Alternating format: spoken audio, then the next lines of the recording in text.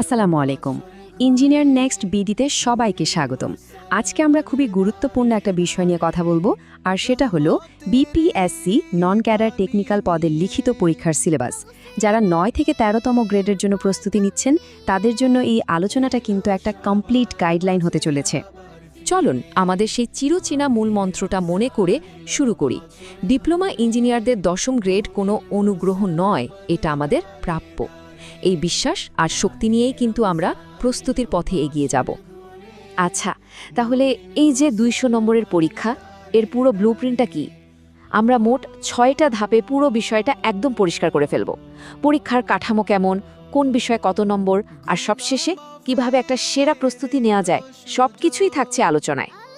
তো সবার আগে চলুন পুরো পরীক্ষার মাঠটা একবার দেখে নিই। মানে এই ৪ ঘন্টার লড়াইয়ে নামার আগের নিয়মকানুন,